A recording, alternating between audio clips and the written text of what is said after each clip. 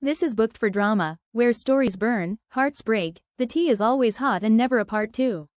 Today we're diving into The King Who Broke Me. Let's go. Chapter 1. I was the girl next door. Chloe Reed was the girl who fell from the sky. They say the girl next door never stands a chance against the one who comes out of nowhere. Not long after she transferred, someone saw them in the empty stairwell after school. They said that Jackson King, my Jax, the boy who bowed to no one, was standing there with his head down like a chastened pup, listening to her lecture him. Later, when Chloe and I had a falling out, all it took was a quiet word from him. I don't want to see Aubrey Hale at this school again.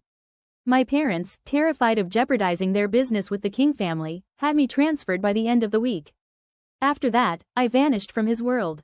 I didn't dare even show my face where he might see it. But then, on his birthday, he showed up at my door, drenched by the rain, his face a wreck of misery and hurt. "Did you forget?" he asked, his voice cracking. "Did you forget it was my birthday? They say the girl who's been there forever can't compete with the girl who shows up out of the blue." I used to scoff at that. But then I sat in the school auditorium, watching Jackson's eyes follow Chloe Reed as she danced across the stage, and I saw it. The unfiltered adoration, the love he couldn't hide. At that moment, I believed it. And I finally believed the rumors, the ones about the untouchable Jax King, the king of Crestwood High, letting this new girl put him in his place in a deserted stairwell. The confession I'd held in my heart, the one I was always waiting for the right moment to share, would have to stay buried there forever. When the music ended, I applauded with the rest of the crowd, my hands moving mechanically as the girl on stage took a glittering bow. Jax stood up and headed for the wings, undoubtedly to find her. I stood up, too, and walked out of the auditorium. Outside, the evening air was cool. I raised my hand, letting the little wooden star charm he gave me years ago dance in the breeze. "Aubrey, for you." I looked at the crudely carved star in his palm. "What is it?" 7-year-old Jax had been watching some soap opera with his aunt and had learned a new phrase. "It's a promise," he'd said, his cheeks pink. "You have to wear it. It means you have to like me best, forever. And I'll always protect you, Aubrey." My eyes stung with the memory. I closed my fist around the charm. A kid's promise. It's not supposed to mean anything. But I'd let it mean everything. Jax King, the boy who broke rules and hearts with equal impunity, was the secret joy and the central truth of my entire youth. Chloe Reed had transferred in at the start of the semester. She was beautiful, a trained dancer, and her arrival was an event. The girls in my class immediately cast her in their imaginary high school drama. She was the perfect transfer student protagonist, the quiet, talented girl who catches the eye of the school's resident bad boy. The bad boy who would, inevitably, tame himself for her. A lot of guys tried to ask Chloe out. Someone even joked that the only one left was Jax. Jax, lounging at his desk, had stretched languidly and shot the guy a look of pure disdain. Her? Is that a joke? See? That's how untouchable he'd seemed. I never really believed the rumors about them, because I hadn't seen it with my own eyes. Because he'd never said the words to me, never told me he was with someone else. But now I know. It was time to pull back, to put a real, measurable distance between us. For years, I'd always walked home with Jax. I can't remember exactly when it started, but recently he always had some excuse for me to go on ahead. He could have just told me the truth, I wouldn't have made a scene. I wouldn't have clung to him. After all, we were never really together in the first place.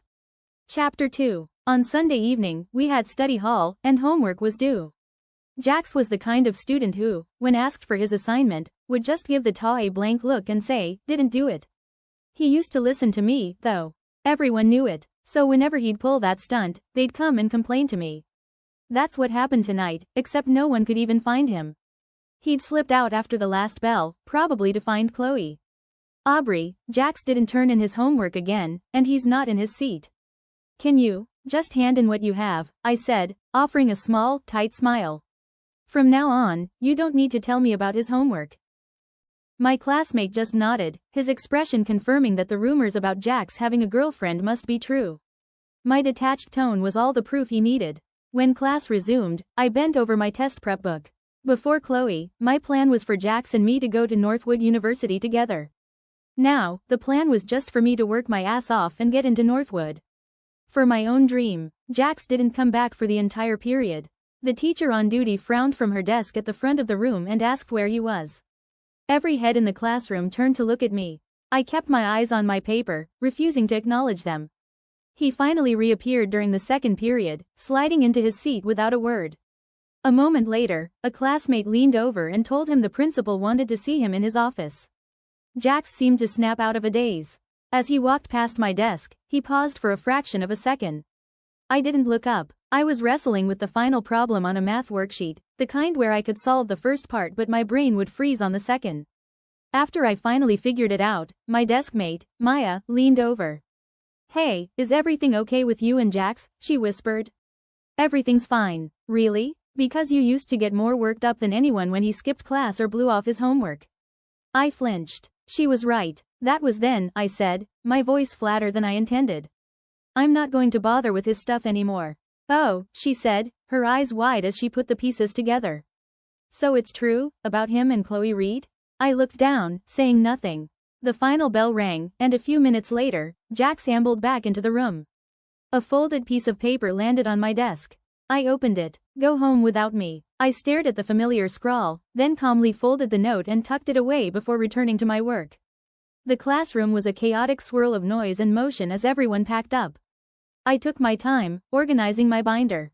Suddenly, a hush fell over the room. Maya gasped, and I followed her gaze to the doorway.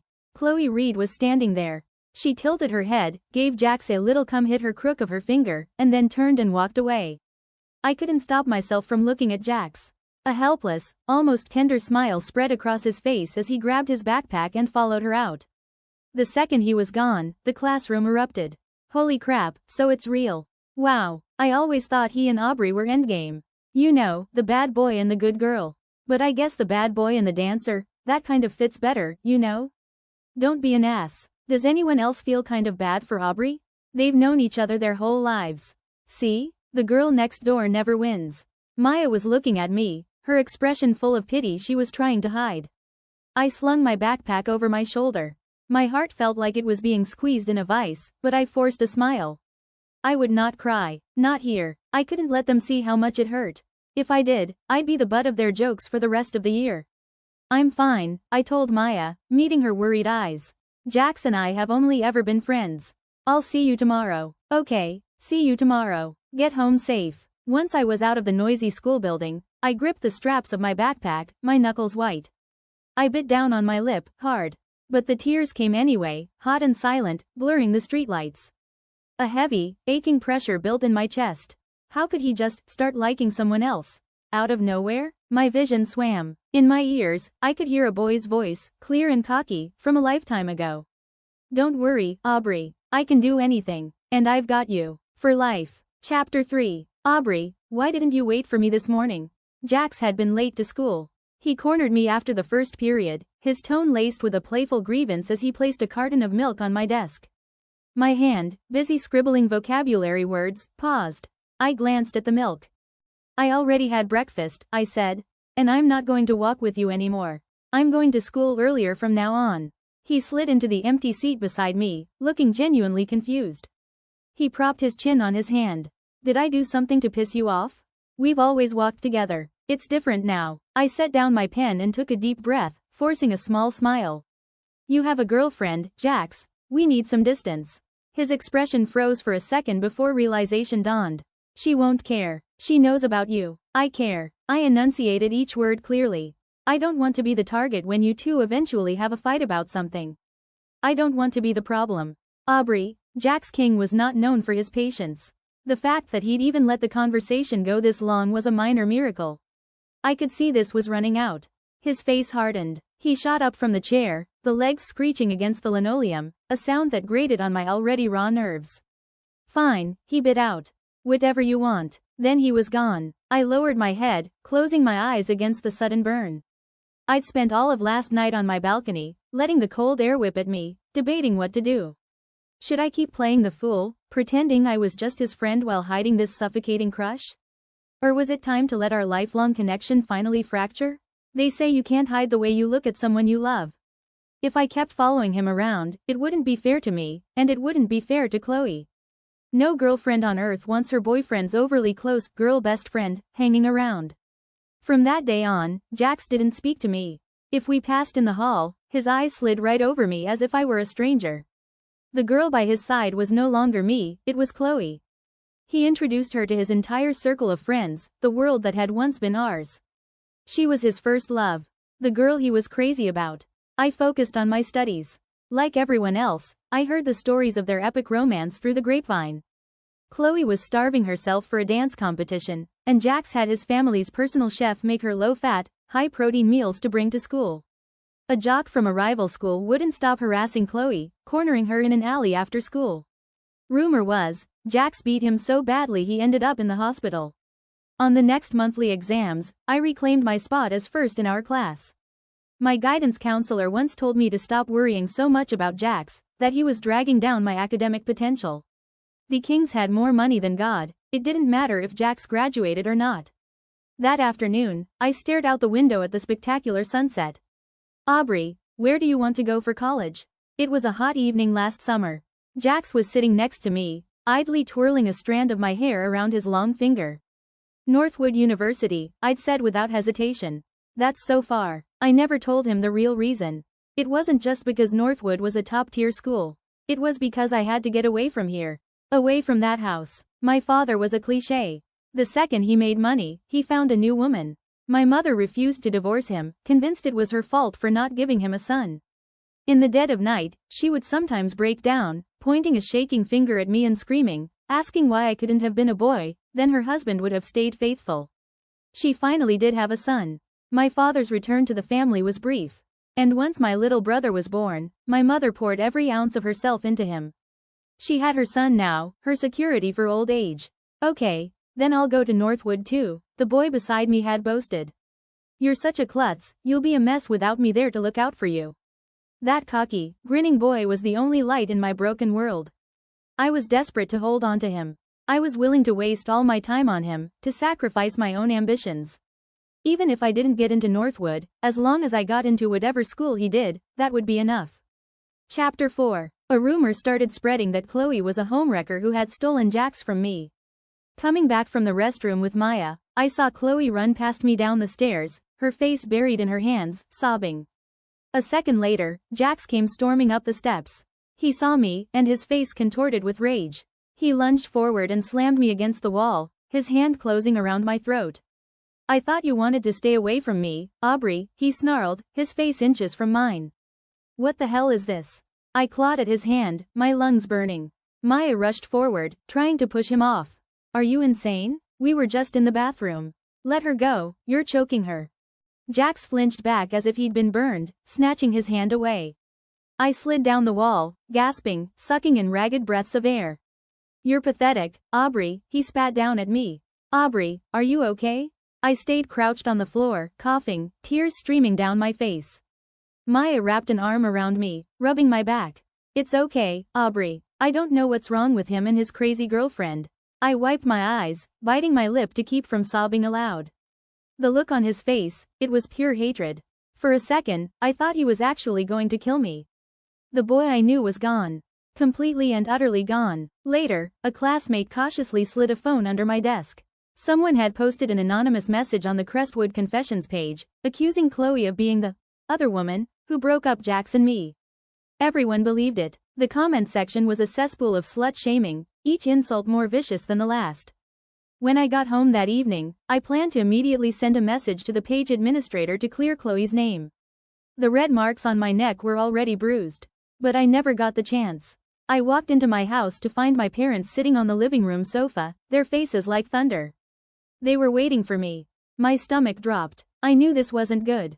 A glass flew past my head and shattered against the wall behind me. What did you do to piss off Jackson King? My father roared, slamming his fist on the coffee table. Do you have any idea how much of our business depends on the Kings? Are you trying to ruin me? I just stood there as my mother's shrill voice joined in, calling me a useless, money-draining curse. My father told me I was going to go over there and apologize to Jax. Right now, the house was cold, but I was shivering from a chill that came from deep inside. I don't remember how the screaming match ended, only that I was bundled out the door and marched to the King's front porch. I had a speech prepared. I was going to tell him I didn't write the post, but that I would get it taken down. But the door swung open, and he was standing there, looking down at me from the top of the steps, his eyes like chips of ice. The words died in my throat. I lowered my head. I bowed. And I apologized. He just stared at me blankly, leaning against the doorframe. I don't want to see you at school anymore, Aubrey. Chapter 5. My parents fawned over him, nodding and scraping, promising him I would never bother him again. I mechanically lifted my head. Under the stark, cold light of the porch lamp, I couldn't quite make out his expression. I couldn't quite see his face at all. In that moment, whatever pride I had left was ground into the dirt. It hit me then. We were never from the same world. We were never equals. The moon doesn't lower itself from the sky just because you wish for it. The reflection of the moon in a well is just an illusion.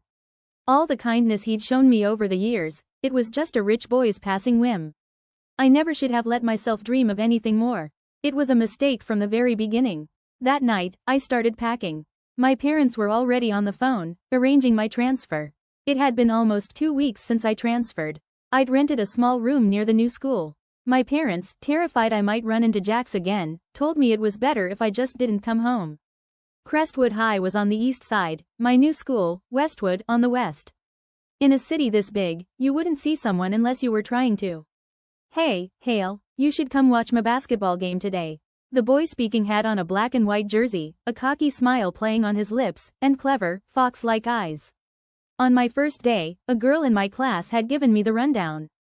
That's Caleb Hayes. He's as famous for being a player as he is for being handsome. The other students in the classroom pretended to be busy, but I could feel their eyes on us. I'd lost count of how many times Caleb had approached me over the past 2 weeks. I heard the whispers. It was the first time he'd ever pursued a girl for this long. Teenagers are always hungry for a real-life romance novel, and they were ready to cast Caleb as the reformed rake. But a reformed rake is still a rake. I shook my head gently. I can't. I have too much homework. He glanced at the practice tests on my desk and raised an eyebrow. You know I've been trying to get you to go out with me for 2 weeks, right? And? He let out a short laugh. And I'm just wondering why you keep saying no. The classroom had mostly emptied out. Outside, the sunset was beginning, painting half the sky in brilliant orange. I was suddenly reminded of something I'd read once. The evening breeze is free, the sunset is free, and I am one of a kind. You know, Aubrey, Caleb said, his voice softer now, you've got this weird contradiction going on.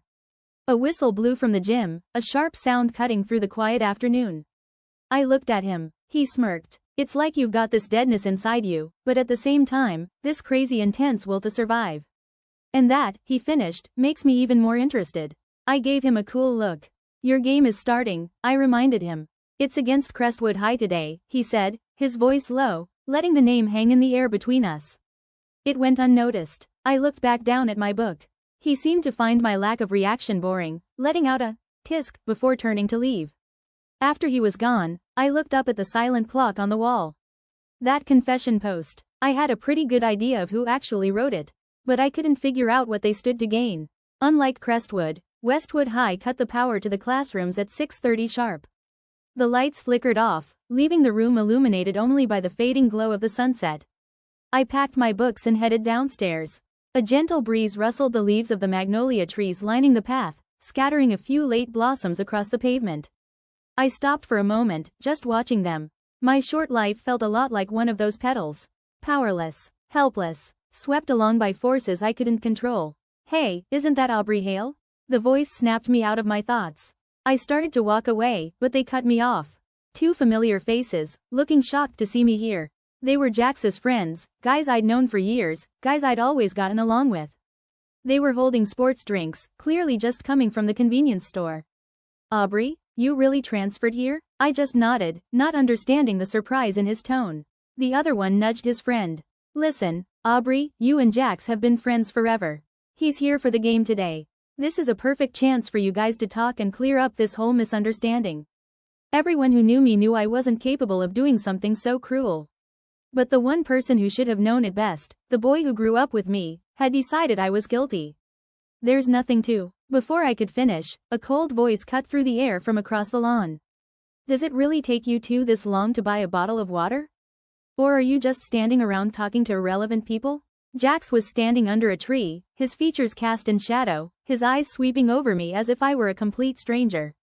His friends looked instantly awkward. I forced a smile. I should go. Bye. Yeah, bye, Aubrey. Chapter 6. Life at Westwood was quiet. Time seemed to move more slowly. Sometimes I'd get stuck in a loop, wondering why it felt like no one in the world loved me. I was a good student. My name was always on the honor roll. When I was little, my mother told me that everyone loves a child who gets good grades. I grew up to learn that teachers love students with good grades. My parents did not. I buried myself in my books, waiting for the next exam, waiting for graduation. I stopped waiting for anyone. My grades shot up. I placed first in the district-wide scholastic competition. Standing on the podium, the hot summer wind whipping my hair across my face and puffing up my school uniform, I looked out at the sea of students in their blue and white uniforms. I saw envy in their eyes, and respect. The principal was at the microphone, showering me with every superlative he could think of. The ivy crawled higher up the brick walls of the school, the buzz of the cicadas grew louder, the sunsets burned redder. In the senior hallway, the murmur of recitation grew more frantic. Everyone was trying to find a way to slow down time. I never saw Jax again. It felt like I'd lost contact with that whole part of my life. They weren't my friends, not really. They were Jax's friends. When summer break started, I didn't go home. Our house was too close to the king's estate. Ever since I'd transferred, the only thing my parents said to me was, "Don't let Jax see you. If you run into him, you turn and you walk the other way." I was 17. I will be a senior next year. It never occurred to my parents to ask if I was anxious about my final year of high school, if I was okay at all. Under the hazy yellow glow of a streetlight, I sat on a park bench, reciting English verb conjugations to myself. It was okay. Every formula I memorized, every word I defined, every practice problem I solved, they were all forging a path for me. They would get me out of here. They would carry me toward a brighter future. People walked past me, a steady stream of strangers. No one stops for anyone else. Coming out of the library one afternoon, my phone rang. I answered it. Silence. I frowned, looking at the screen. An unknown number. "Hello?" I said, tentatively. Still nothing. I hung up without a second thought. Aubrey. Caleb Hayes was waving at me from across the street, jogging over from the gym. Going to get dinner? I clutched my books. I could see his friends behind him, playfully shoving each other and trying to look like they weren't waiting for him. "I was just going to get takeout," I said. "You should go with your friends." "Come on, you can't live on takeout. It's unhealthy. I'm taking you out for a real meal." Before I could protest, he grabbed my arm and started walking. He led me to a French restaurant downtown. The kind of place where men wore suits and women wore cocktail dresses. I looked down at my own outfit, a baggy white t-shirt and denim shorts. Caleb was still in his red and white basketball uniform. We stuck out like sore thumbs. "Are you sure about this?" I whispered, pulling back. "We can't go in dressed like this." He blinked at me, genuinely confused. "It's just a place to eat, isn't it?" He said it with such confidence that for a second, it almost made sense. Before I could argue further, a waiter approached us, taking in our attire with a polite, unwavering smile. "A table for two?" "Yep," Caleb nodded. "Very good. Right this way." He led us through the restaurant to a table by a large dark window. "Would you care for a view of the city?" he asked. Caleb gestured to me with a tilt of his head. I glanced at my watch. It was just after 6. The sun should be setting. I gave a small nod. The waiter smiled. Of course. He pressed a discreet button on the wall, and what I had thought was a tinted window turned out to be a screen. It retracted silently, revealing a breathtaking panoramic view of the sunset over the city. I think my jaw actually dropped. It was magical. When I looked again, the waiter was gone. Caleb slid a heavy menu across the table.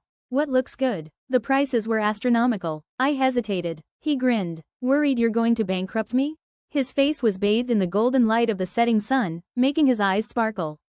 "Everything's kind of expensive," I admitted. "Don't worry about it. I can cover it. Order whatever you want." I pushed the menu back to him. "You pick." "I'm not picky." He took it, a teasing glint in his eye. "Good to know. Easy to please." He looked up. "How do you like your steak?" "Not bloody." He considered this. "It gets tough if it's too well done." "How about medium well? Is that okay?" "That's fine." After he ordered, I leaned forward. "You know what I feel like right now?" He took a sip of water, the corner of his mouth twitching up. "What?" "A hick who just fell off a turnip truck." He laughed, a genuine, uninhibited sound. When Caleb laughed, 2 faint dimples appeared beside his mouth. He looked bright and warm. Looking at him, I suddenly thought of Jax. I hadn't thought about him in a long time. He had a dimple, too, just one. He rarely smiled, not really. Usually, it was just a faint curve of his lips. I used to poke the spot on his cheek. You should smile more, I'd tell him. You look handsome when you smile. After Chloe transferred, he started smiling all the time. Sweet, adoring smiles. Looking back, I realized the universal truth of it all. It wasn't that he didn't smile. He just didn't smile for me. We ate as the sunset reached its peak, and by the time we finished, the sky was dark. The public square outside the restaurant was bustling with people. I had a really good time today, Aubrey, Caleb said as we walked out. I looked up at him. He was looking down at me, a soft smile on his face. It's my birthday today. What? I stared at him, horrified. It's your birthday? Then I should have paid. Why didn't you tell me sooner? He sighed, putting on a pitiful expression. I was afraid if I told you, you wouldn't have come. Of course I would have, I insisted. My mind started racing, trying to think of a gift I could get him on short notice. Suddenly, I felt his warm breath on my cheek. He had leaned in close, his voice a low murmur. Thinking about what to get me. He had bleached his hair blonde a few days ago, an act that had gotten his picture put up on the school's disciplinary board. The wind ruffled it, making him look like a golden retriever. I want that little pouch you have, he said.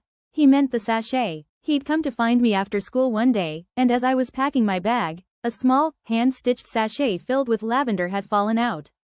He'd picked it up, shaking it gently. Can I have it, Aubrey? Please? I'd said no, because that sachet was supposed to be Jax's birthday present. I had embroidered a tiny, intricate pattern on it with my own hands. It would never be his now, but it didn't feel right to give it to Caleb. It felt like offering him something someone else had rejected.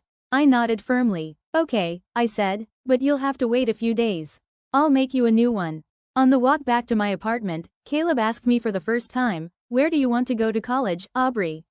I tipped my head back, looking at the sparse scattering of stars. Northwood University. Why? Because. I hesitated. Because I don't like it here. It never snows. I want to see snow. Caleb was quiet for a moment, just nodding. We reached the front of my building. Well, I'll see you, he said. Bye. I walked a few steps, then turned back. He was standing in the shadows, the faint smile still on his lips, but his eyes looked dark and sad. Something in my chest clenched. I raised my hand and waved. Caleb, happy birthday. He looked up, and a real smile broke across his face. He waved back. You're gonna get into Northwood, Aubrey. I know it. Chapter 7. I thought Caleb and I had time. But still, I found myself rushing to finish the sachet, wanting to give it to him in person. I didn't know if he'd like the smell of lavender, so I bought some other dried flowers just in case. I made 3 small pouches for him, one shaped like a traditional good luck charm, one with a red embroidered lion, and one with a blue dragon. I strung them together on a single cord. Holding them up in the sunlight, I wondered what his reaction would be. I got off the bus and practically ran to his apartment complex. But when I got there were movers carrying furniture out of his unit. I froze, my heart sinking into my shoes. I walked slowly toward a woman directing the movers from the sidewalk. Excuse me, I said softly. Do you know what happened to the person who lived here? Oh, him? He moved out. I think he left a few days ago. Oh, okay. I nodded numbly and turned away. I found a bench and sat there for a long time, trying to process the fact that Caleb was gone. Why would he leave without saying a word?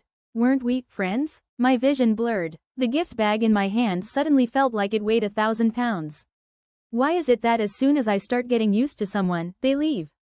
Just like everyone else. I wiped my eyes with the back of my hand, my expression hardening. I stood up, dropped the gift bag into a nearby trash can, and walked away. That night, a storm rolled in. I stared out the window at the rain, Caleb's contact open on my phone. My thumb hovered over the call button, but I couldn't bring myself to press it. What would I even say? Why did you leave without telling me? Maybe, to him, I was just a temporary challenge. A girl he pursued for a little while. Not someone worth saying goodbye to. I felt like a complete fool. How many times could I fall for the same trick before I learned my lesson? A sharp knock on the door startled me. I opened it, and there he was. Jackson King, soaked to the bone, looking like a wreck. He stared at me, his face a mask of misery. Did you forget? He asked, his voice raw. Did you forget it was my birthday?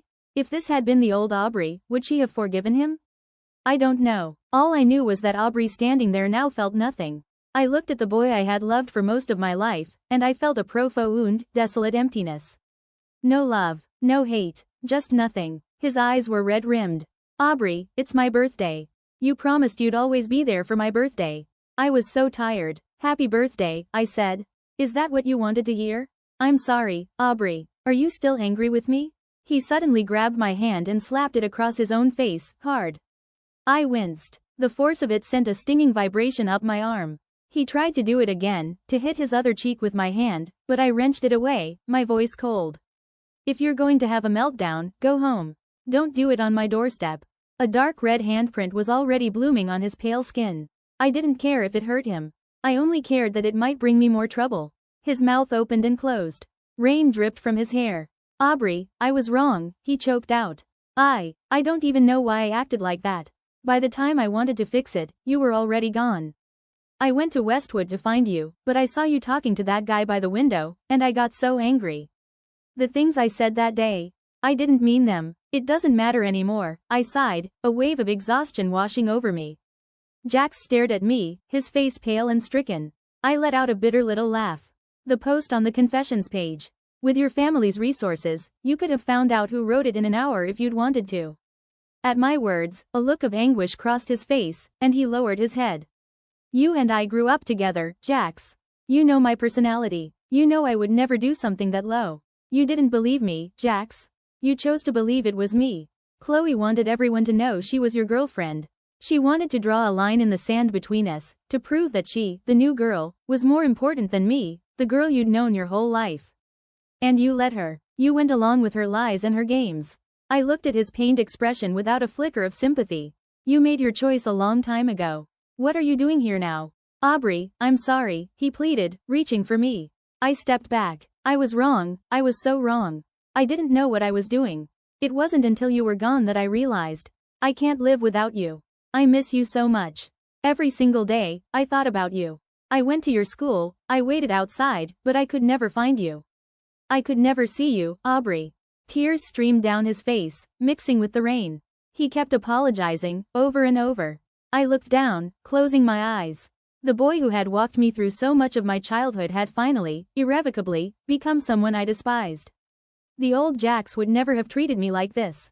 The boy who used to hold his jacket over my head in the rain, puffing out his chest and saying, "Don't worry, Aubrey, I'm here," was gone. Lost to time. Jax. A tearful cry came from the street. It was Chloe. He didn't even turn his head. She ran closer, her voice pleading. Aubrey, he's all I have. Please, don't take him from me. I'm begging you. She was a dancer, always dieting. Her face was pale and delicate, the kind that looked especially pitiful when she cried. Shut up, Jax roared at her. I told you, we're done. Get lost. What did I do wrong? Just tell me. I love you so much, I don't want to break up. I had no interest in watching their drama unfold. I quietly shut the door. Chapter 8. I didn't want to know about their love story, and I certainly didn't want to be a part of it. September came, and I started my senior year. My homeroom teacher was right. Nothing was more important than my exams now. The only thing I cared about was getting into Northwood University. Later, Maya sent me a link to a gossip site. Chloe's prestigious dance competition wins were all fake. Her parents had bribed the judges. She'd even tried to buy her way through her college arts admissions. Every student who auditions for those programs suffers for their art. They practice until they bleed, they wipe away their tears and keep going. They sweat through their clothes and push through the pain. To see someone cheat their way in, the outrage was swift and brutal. Chloe had gained a small online following because of her pure and innocent looks. As the story blew up, her admissions offers were rescinded. Her reputation was destroyed. With nothing left, she clung to Jax relentlessly. He was so fed up with her that his parents finally transferred him to a boarding school where she couldn't find him. The same gossip sites that had obsessed over their perfect romance were now reveling in their downfall. I read it all like a detached observer, then went back to studying. The countdown calendar on the classroom wall got thinner and thinner. My classmates and I were all desperate for more time, cramming facts, trying to master one more concept before the next exam. I saw Jax sometimes, standing across the street from my school. He would just stand there for a while, watching, and then leave.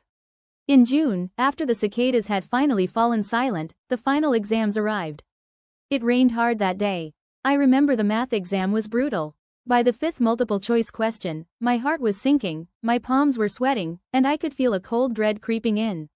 When I walked out of the exam hall, I was sure I had failed. The stairwells were filled with the sounds of students complaining.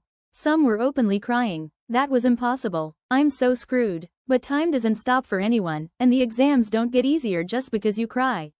The last test was biology. I checked my answers one last time, making sure I hadn't missed anything. I put the cap back on my pen. Outside the window, the campus was a lush, vibrant green.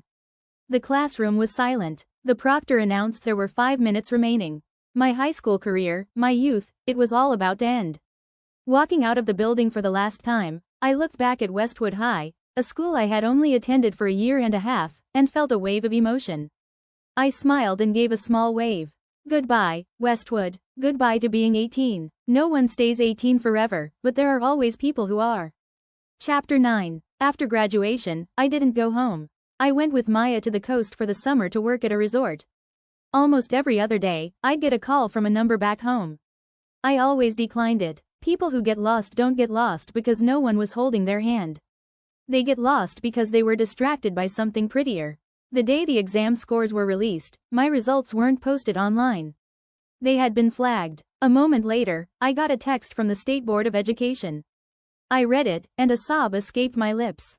I clapped a hand over my mouth, my whole body shaking. I was first in the state. My score was 713. All the work, all the sacrifices, it had all been worth it. Every step I took counted. After my score was announced, my parents suddenly started calling again. I watched them on the local news, beaming, bragging to reporters about their brilliant parenting strategies and how they had raised a state champion. Maya stood beside me, hands on her hips, fuming. They have some nerves. Have they ever done a single thing for you? I just stared silently at the television. Eventually, a reporter found me.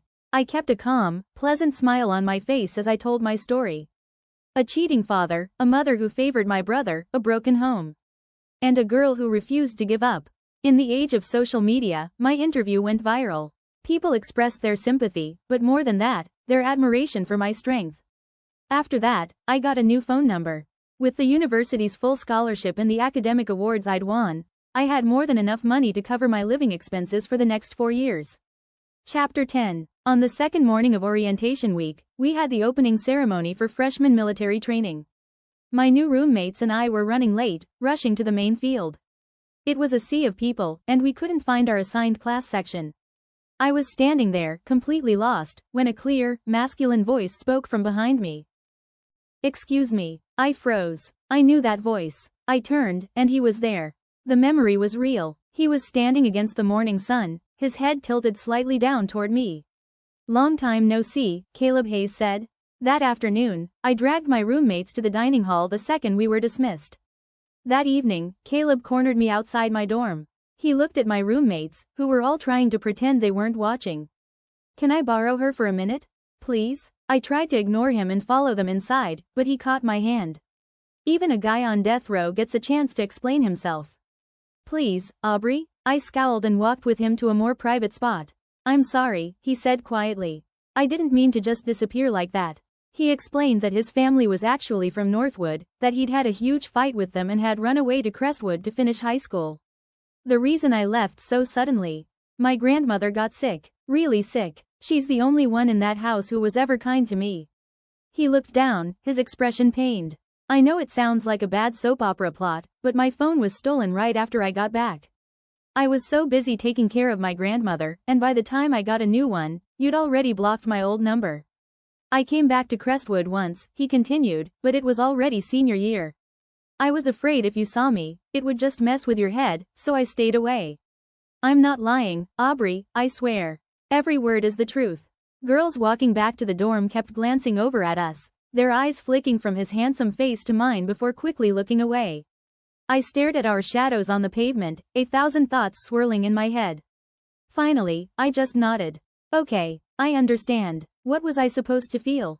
Anger? That had faded months ago. Happiness? Not really. All I wanted was to get away. If that's all, I should go. As I turned to leave, he suddenly wrapped his arms around me, holding me tight.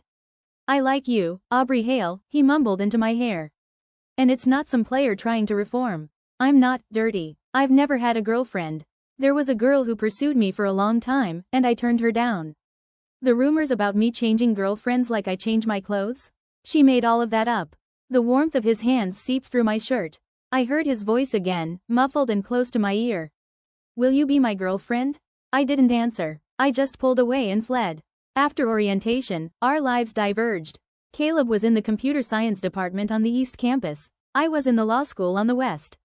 He was good looking, and from the first week of school, his face was all over the university's confessions page. Eventually, someone posted, "At Irie1 crushing on Caleb Hayes from CS. Give it up. I'm in the law school and I have a class with his girlfriend. He literally comes and sits in on her lectures whenever he has a spare minute. It's sickeningly sweet. Let's all just move on, okay?" The attached photo was of me, sitting by the window with a stony expression, while Caleb sat beside me, looking like a kicked puppy. The truth was, I had just told him he needed to stop skipping his own classes to come to mine. But the story that circulated was that Caleb Hayes was a completely devoted, whipped boyfriend. Jax had also applied to schools in Northwood, but his scores weren't high enough to get into any of the good ones. On Christmas Day, I was heading out of the main gate when I realized I'd left my phone in my dorm. After I ran back and got it, I saw him waiting there. Jackson King. His eyes lit up when he saw me. "Aubrey, I finally found you." I frowned and tried to walk past him. He was wearing the down jacket and scarf I'd given him for his birthday years ago. "Aubrey," he said, his voice desperate. "It's Christmas. Let's get dinner together." Asking another man's girlfriend out to dinner? A cool voice cut in. Caleb appeared, stepping between us. "Shouldn't you ask me first?" Jax's hands clenched into fists, the color draining from his face. "Aubrey, is it true?" "It's true," I said, my voice steady. "I have a boyfriend. Please don't come looking for me again." He started shaking his head, a wild look in his eyes. How could you have a boyfriend? You said you were going to marry me when we were kids." He looked down, his voice breaking. "I'm the one who lost you, Aubrey." Caleb stepped forward and grabbed the front of his jacket. "That's right. And you should thank your lucky stars for your terrible judgment. Now, get lost." He shoved Jax back. Jax stumbled, looking utterly defeated, and sank onto a nearby bench. Caleb took my hand and led me away. As we walked, I heard a faint, broken whisper behind us. "Aubrey, I'm sorry. My family's business had always been dependent on the Kings. Not long after that Christmas, my parents showed up in Northwood. They begged me to get back together with Jax." I stared at them in disbelief. What kind of parents could say something so heartless? My eyes burned with tears. "If you don't love me," I screamed at them, "why did you even have me?" My mother jabbed a finger at my forehead, her voice a shrill shriek. "Because that quack doctor told me you were going to be a boy. Otherwise, you never would have been born." The world went silent. A roaring filled my ears as I stumbled backward. They looked like vultures, ready to tear me apart. Just then, Caleb ran up, pulling me into his arms and covering my ears. "Don't listen to them," he murmured. "It's all bullshit." In the end, my father's company went bankrupt. Jax had been waiting for me to come crawling to him for help. He didn't realize I had one last gift for him. Chloe Reed had spent the last few years trying to find Jax. The next time he texted me, telling me he was at a hotel downtown and giving me the room number, I forwarded the message to her. It was time for the once happy couple to have their reunion. The next day, a very pregnant Chloe Reed was causing a scene in the lobby of the King Corporation headquarters, demanding that Jax take responsibility or she would accuse him of rape. The funny thing was, Chloe had another man on the side, an obsessive admirer who had been funding her lifestyle for years. When that man found out what had happened, he found Jax and stabbed him, leaving him critically injured and costing him his spleen. As for Chloe, her admirer beat her so badly she ended up in a permanent vegetative state. The story was a sensation, both locally and online. I told myself I would walk toward a bright and promising future. And them? I'd leave them to rot in the mud where they belonged. "Aubrey Hale, you promised me a sachet. It's been ages. Where is it?" Caleb was pestering me about it again. After everything that had happened, I hadn't wanted to make one, but he never let it go. I sighed and pulled a small, embroidered good luck charm from my bag. "Here." His face lit up like a little kid who'd just been given candy. He was ridiculously happy. Years later, I would write the final sentence in the acknowledgments of my first book, and to my husband, whose arrival was the salvation of my life.